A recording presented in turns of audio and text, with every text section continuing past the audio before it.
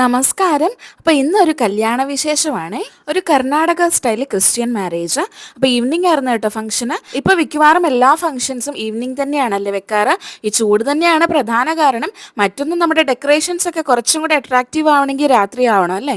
അപ്പോൾ അതാ ഇവിടെ എങ്ങനത്തെ ഡെക്കറേഷൻസ് ഒക്കെ ആയിരുന്നു, നല്ല അടിപൊളി ഡെക്കറേഷൻസ് ഒക്കെ ആയിരുന്നു.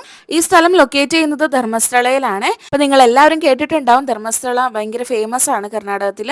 ഇവിടെയുള്ള ടെമ്പിളും അതുപോലെ തന്നെ ഗോമട്ടേശ്വര സ്റ്റാച്യു ഒക്കെ വേൾഡ് ഫേമസ് ആണ്. ഇത് പപ്പയുടെ പെങ്ങടെ മോന്റെ മാരേജ് ആയിരുന്നു കേട്ടോ.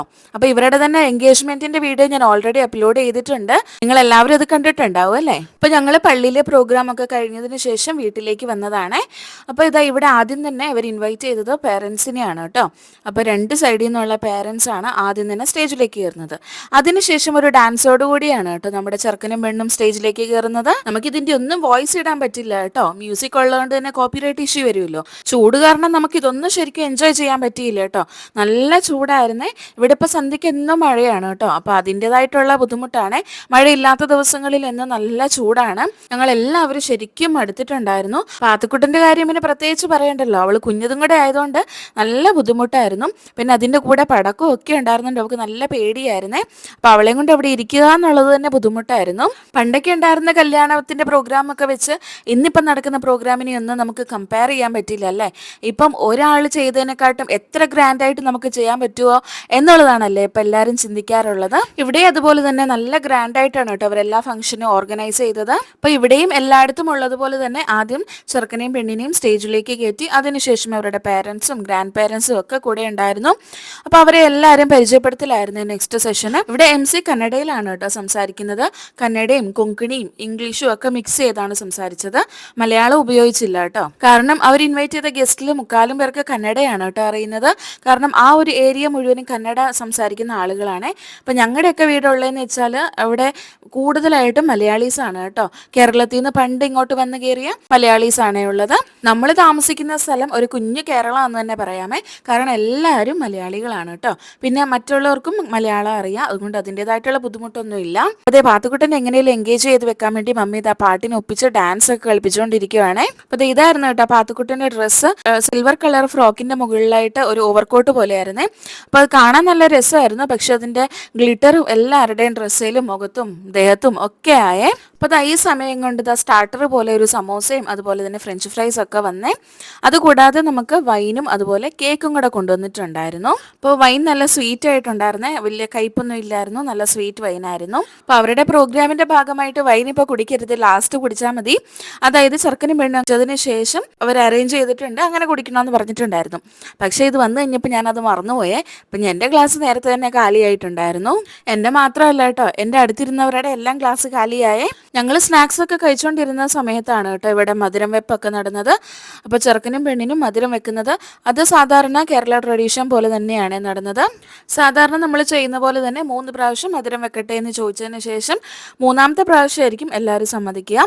അപ്പോൾ അതിനുശേഷം മധുരം കൊടുക്കുന്ന ചടങ്ങ്. അപ്പോൾ ഈ മധുരം വെപ്പിൻ്റെ ചടങ്ങ് കഴിഞ്ഞതിന് ശേഷമാണ് കേട്ടോ വൈനൊക്കെ എക്സ്ചേഞ്ച് ചെയ്തതും കേക്ക് കട്ടിംഗ് ഒക്കെ ചെയ്തതും. അപ്പോൾ ഇതിന് ശേഷം രണ്ടുപേരുടെ ഡാൻസും അതുപോലെ തന്നെ കപ്പിൾസിന്റെ ഡാൻസും ഒക്കെ ഉണ്ടായിരുന്നു. പിന്നെ ഇപ്പോൾ പല ചടങ്ങുകളും കാണാനും പറ്റില്ല, ചില ചടങ്ങുകളൊക്കെ എക്സ്ട്രാ ഉണ്ടാവും അല്ലേ. അപ്പോൾ ഇതൊക്കെ പുതിയ ട്രെൻഡിന്റെ ഭാഗമായിട്ടുള്ളതാണ്. എല്ലാ കല്യാണങ്ങൾക്കും അങ്ങനെയൊക്കെ തന്നെയാണ്. അതുമാത്രമല്ല നമ്മുടെ സാഹചര്യത്തിനനുസരിച്ചും ഒക്കെ നമ്മുടെ ഓരോ ചടങ്ങുകൾക്കും മാറ്റങ്ങളൊക്കെ വരും. അപ്പോൾ അത് ഇവര് ഡാൻസ് ഒക്കെ ഇങ്ങനെ കളിച്ചുകൊണ്ടിരിക്കുകയാണ്. ഇതേ സമയം തന്നെ അപ്പുറ സൈഡിൽ ഷോർട്സ് ഒക്കെ പൊട്ടിച്ചുകൊണ്ടുണ്ടായിരുന്നു. അപ്പോൾ ഇത് കണ്ടപ്പോൾ തന്നെ പാത്തുക്കുട്ടൻ പേടിച്ച് വരണ്ടിരിക്കുവാണ്. അവൾ ചെറുതായിട്ടൊക്കെ ഒന്ന് കരയാനൊക്കെ തുടങ്ങി. പിന്നെ അവളെ ഒന്ന് ഹാൻഡിൽ ചെയ്യുന്നതായിരുന്നു ഞങ്ങളുടെ മെയിൻ പരിപാടി. നമ്മൾ ഈ വർഷത്തിൽ ഒരിക്കലൊക്കെ വരുമ്പോൾ ഇങ്ങനെയുള്ള ഫംഗ്ഷൻ ഒക്കെ വരുമ്പോഴാണ് നമ്മുടെ റിലേറ്റീവ്സിനൊക്കെ ഒരുപാട് നാളായിട്ട് കാണാത്ത റിലേറ്റീവ്സ് ഒക്കെ ഉണ്ടാവുമല്ലോ, അതുപോലെ തന്നെ പരിചയക്കാരും ഒക്കെ ഉണ്ടാവും. അപ്പം അങ്ങനെയുള്ളവരെയൊക്കെ കാണാനും സംസാരിക്കാനും ഒക്കെ പറ്റുന്നത് ഇങ്ങനെയുള്ള ഒക്കേഷൻ വരുമ്പോഴാണ്. പുറത്തുള്ളവർ മാത്രമല്ല കേട്ടോ, നാട്ടിലുള്ളവർ ഇങ്ങനെയൊക്കെ തന്നെയാണ്. നമ്മൾ നമ്മുടെ ലൈഫായിട്ട് ബിസി ആയിട്ടിരിക്കും. അപ്പോൾ മറ്റുള്ളവരെ കാണാനുള്ള സാഹചര്യങ്ങളൊക്കെ വരുന്നത് കുറവാണല്ലോ. അപ്പം ഇങ്ങനെയുള്ള ഫംഗ്ഷന് എല്ലാവരെയും കണ്ടുമുട്ടും, അതൊക്കെ ഒരു സന്തോഷമാണല്ലേ. അങ്ങനെ നമ്മൾ ഇവിടെ വെച്ച ഒരുപാട് റിലേറ്റീവ്സിനെയും പരിചയക്കാരെയും ഒക്കെ കണ്ടുമുട്ടിയിട്ടുണ്ടായിരുന്നു. അപ്പോൾ ഇതിൻ്റെ ഇടയ്ക്ക് ഞാൻ ഒരു ഷോർട്സിൻ്റെയും വീഡിയോ എടുക്കാൻ ശ്രമിച്ചുകൊണ്ടിരിക്കുകയാണ്. ഞാൻ എടുക്കുന്നിടത്തല്ലായിരിക്കും കേട്ടോ അത് പൊട്ടുന്നത്. അങ്ങനെ ഞാൻ അവസാനം ഒരിടത്ത് ഫോൺ അങ്ങ് സെറ്റ് ചെയ്ത് വെച്ച് അപ്പോൾ കുറച്ച് കിട്ടിയിട്ടുണ്ട് കേട്ടോ. അതിൻ്റെ ഇടയ്ക്ക് ഞങ്ങൾ ഞങ്ങളുടെ വീഡിയോ എടുക്കാനും മറന്നില്ല. ഇതെനിക്ക് എൻ്റെ ഫേവറേറ്റ് ആയിട്ടുള്ള സാരിയാണ്. ഏറ്റവും ഇഷ്ടമുള്ള സാരി എനിക്കിതാണ് കേട്ടോ. ഇത് നല്ല കംഫർട്ടബിളായിട്ട് ഒതുങ്ങി തന്നെ ഇരുന്നോളുവേ. അതിൻ്റെ കളറും എല്ലാം എനിക്ക് ഒരുപാട് ഇഷ്ടമാണ്. അങ്ങനെ കുറച്ച് കഴിഞ്ഞപ്പോൾ പാത്തുക്കുട്ടനെ കരച്ചിൽ തുടങ്ങി. വെടിക്കെട്ടിൻ്റെയൊക്കെ ഒച്ച കേട്ടപ്പോൾ അവൾക്ക് പേടിയായി. അങ്ങനെ ഞങ്ങൾ അവളെ എടുത്തുകൊണ്ട് വീടിനകത്തേക്ക് വന്നേ. അതുകൊണ്ട് തന്നെ ഈ കാഴ്ച ഞങ്ങൾക്ക് മിസ്സായില്ല. ഇപ്പം പെണ്ണിനെ വീട്ടിലേക്ക് കയറ്റുന്ന ചടങ്ങാണ് കേട്ടോ നമ്മളിപ്പോൾ ഈ കാണുന്നത്.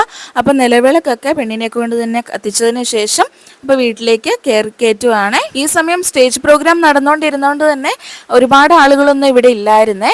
അപ്പോൾ അവിടെ ഫുഡ് കൊടുക്കാനും ഒക്കെ സ്റ്റാർട്ട് ചെയ്തിട്ടുണ്ടായിരുന്നു. അപ്പോൾ ഈ സമയം തന്നെയാണ് കേട്ടോ പെണ്ണ് മന്ത്രകോടിയൊക്കെ മാറിയിട്ട് വരുന്നത്. ഇനി കുറച്ച് സമയത്തേക്ക് ഇവർ രണ്ടുപേരും സ്റ്റേജിൽ ഉണ്ടാവില്ല. അപ്പോൾ ആ സമയത്ത് അവർ മറ്റെന്തെങ്കിലുമൊക്കെ പ്രോഗ്രാം അറേഞ്ച് ചെയ്യും. ഇനിയിപ്പോൾ അവർ എൻ്റർ ചെയ്യുന്നത് മന്ത്രകോടിയൊക്കെ ഉടുത്തതിന് ശേഷമായിരിക്കും. അങ്ങനെ അവർ രണ്ടുപേരും പ്രാർത്ഥിച്ച് വീടിനുള്ളിലേക്ക് കയറിയിട്ടുണ്ട്. അപ്പോൾ ഈ സമയം ഫുഡൊക്കെ വിളമ്പാൻ തുടങ്ങിയിട്ടുണ്ട്. ഞങ്ങളപ്പോൾ ഇതിൻ്റെ വീടിൻ്റെ ഫ്രണ്ടിൽ തന്നെ അറേഞ്ച് ചെയ്ത വെജ് കൗണ്ടറിലാണ് കേട്ടോ പോയത്. അപ്പോൾ ഇനി ആ കാഴ്ചകളൊക്കെ കണ്ടാലോ. അപ്പോൾ ആദ്യം തന്നെ അച്ചാർ വിളമ്പി, അതിനുശേഷം പയറ് തോരനാണ്, പിന്നെ ഒരു പനീറും വെജിറ്റബിളൊക്കെ ഇട്ടുള്ള കറിയും, അതുപോലെ തന്നെ ചപ്പാത്തിയും, പിന്നെ കുറച്ച് പുലാവാണ് വിളമ്പിയത്.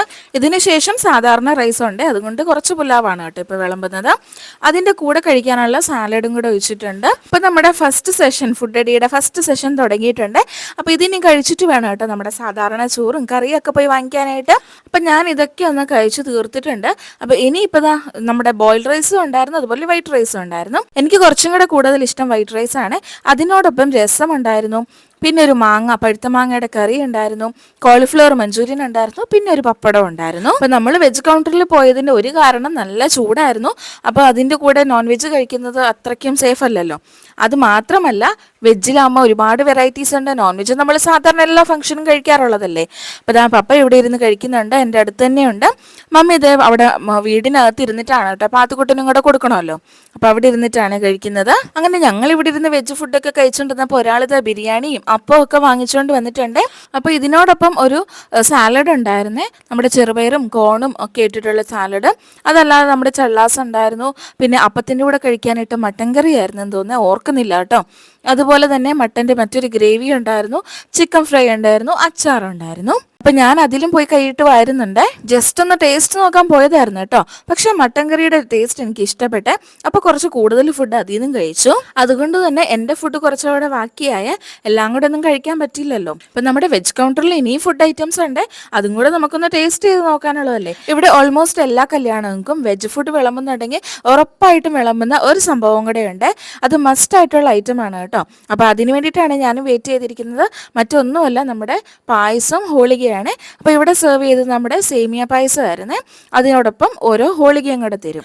ഇതിവിടെ ഹോളിക എന്നാണ് കേട്ടോ പറയുന്നത്. എനിക്ക് തോന്നുന്നത് നാട്ടിൽ ബോളി എന്നോ മറ്റോ ആണേ പറയുന്നത്. ട്രിവാൻഡ്രം സൈഡിലൊക്കെ അത് ഫേമസ് ആണെന്നാണ് കേട്ടോ തോന്നുന്നത്. ഞാൻ ഇപ്പോൾ വീഡിയോയിലൊക്കെ കണ്ടിട്ടുണ്ട്. ഇത് ഇവിടെ മസ്റ്റ് ആയിട്ടുള്ള ഒരു ഐറ്റം ആണ് കേട്ടോ. അപ്പോൾ അതും ഞാൻ ടേസ്റ്റ് ചെയ്ത് നോക്കിയിട്ടുണ്ട്. നമ്മൾ നാട്ടിൽ നിന്ന് തിരിച്ച് യുഎയിലേക്ക് പോകുമ്പം മസ്റ്റായിട്ടും കൊണ്ടുവന്ന ഒരു ഐറ്റം ആണ് ഹോളിക. എന്തായാലും ഇത് നമ്മുടെ ബാഗിൽ ഉണ്ടാവും, ഒരു പാക്കറ്റെങ്കിലും ഉണ്ടാവുമേ. ഇതോടൊപ്പം ഞാനൊരു ഐസ്ക്രീമും കൂടെ എടുത്തിട്ടുണ്ട്. ഇത് പാത്തുക്കുട്ടൻ എടുത്തതാണ്. ഇത് നമ്മുടെ വെജ് കൗണ്ടറിലല്ല, നോൺ വെജ് കൗണ്ടറിലുള്ളതാണ്.